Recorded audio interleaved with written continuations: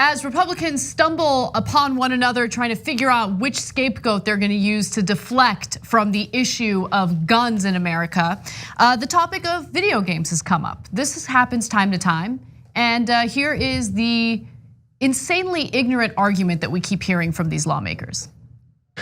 But the idea of these video games to dehumanize individuals, to have a game of shooting individuals and others, I've always felt that is a problem for future generations and others. This manifesto, he talks about living out his super soldier fantasy on Call of Duty.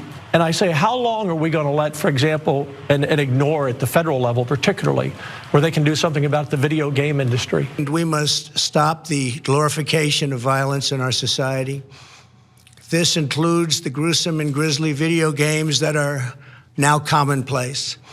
It is too easy today for troubled youth to surround themselves with a culture that celebrates violence. Just want to note that the Trump property in Doral has an arcade with first shooter video games. Just putting that out there. First person shooter. I'm an underground gamer. I don't know if you know that, but okay, yeah, I don't know that based on that. So look, in all seriousness, as always, Trump hypocritical on every single issue. Those same properties were filled with undocumented immigrants that were workers. Yes. And it was so embarrassing 2.5 years into his administration when he got caught. He's like, oh, okay, I will now fire them, even though I was paying them less wages.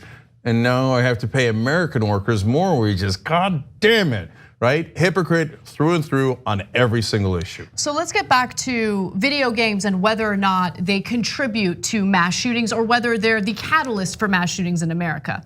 Now, America isn't unique. There are many other countries that have high sales of video games, but no other country has the problem that we have, because we're swimming in guns.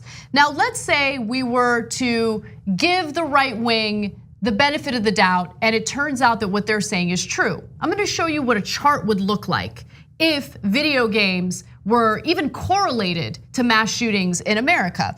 If you look at this chart, you'll see, first of all, America right there in the middle, at the very top, United States. That indicates, how far ahead we are in the number of mass shootings compared to all those other countries, including many European countries who also have high sales of video games, right? So here's what the chart actually looks like. Yeah, so there is no correlation between video game spending per capita and gun-related murders in America, right? Or in any of these countries. Everyone under the age of 35 knows this. I don't care how right-wing you are, you know this. Yeah. You know that in Japan, they have just as many violent video games as us, and they have no mass shootings at all. We have a mass shooting every single day. Really, does it take a rocket scientist to figure out, even if you didn't see that data collected from all those different countries, to know that it ain't the video games? Everybody knows that, except these slimy Republican politicians. Even they know that, but they're like, yeah, but it's kind of inconvenient because I get bribed by the NRA every single year. Yeah, so I have to put a boogeyman on it. Yeah. So the boogeyman I'm going to pick is video games.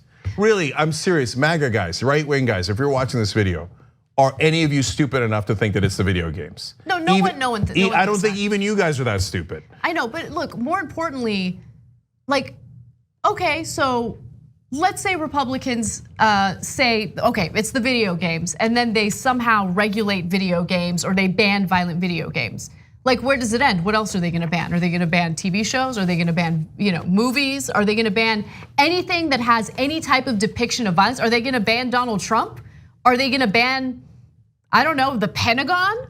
Are they gonna ban war hawks like Lindsey Graham, who salivates at the thought of doing a nuclear attack on North Korea? Are they gonna get rid of all these things, all these people? Come on. By the way, so let me give you this report from the Washington Post. This was back in 2012, because as you can imagine, this comes up over and over again because mass shootings happen in America over and over again. It's true that Americans spend billions of dollars on video games every year, and that the United States has the highest firearm murder rate in the developed world. But other countries where video games are popular have much lower firearm-related murder rates. In fact, countries where video game consumption is highest tend to be some of the safest in the world, likely a product of the fact that developed or rich countries where consumers can afford expensive games have on average much less violent crime. Except America. Except America, because we're swimming in guns. And also, I mean, look, I think that there are so many factors, right? But regardless of how many societal ills you're dealing with, what kills people is the easy access to these guns, or easy access to weapons that have high capacity magazines, which is why in Dayton, Ohio, the cops can stop the shooter within 30 seconds, but the shooter has already killed 9 people and injured dozens more. Yeah, so look guys, we're intellectually honest. So we thought it was stupid when the Democrats had this issue, and they did. Back in 1994, Joe Lieberman started talking about this. Is that surprising? Has Joe Lieberman ever been right on a single issue? Okay, so that's Lieberman. And then guess who got into the act in the early 2000s? Hillary Clinton.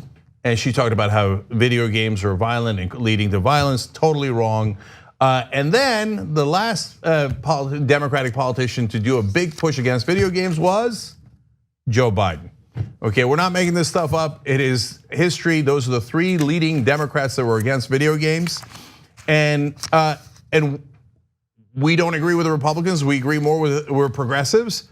And we're happy to call those guys out. They were all totally wrong. And by the way, studies have been done since those different congressional hearings, et cetera. And every one of them, even not comparing us to other countries, within America says, it does not lead to violence. Every single study shows it does not lead to violence. So the Democrats finally stopped saying it. The last guy standing was Joe Biden with that position. I don't know if he still has it, because he likes to keep positions for 40 years that don't make any sense. Okay, but the Republicans have now all flipped. They're like, oh, I need something. I can't. We just do, not guns, not guns. So bunnies, kittens, rainbows, video games. Screw it. Let's go with video games. It doesn't matter. Nothing we say is based on fact anyway, right? Right. So Republican voters out there, Republican supporters out there, are you willing to be intellectually honest and say, yes, the politicians you just saw are obvious jackasses and they're lying on purpose? Are you willing to say that? 9 out of 10 times, no, my side. No, I don't care about facts, my side. On the go? Don't worry, we got you covered. You can still listen to TYT at our new podcast network. Find us on Apple Podcasts, the Google Play Store, or at tyt.com/podcast.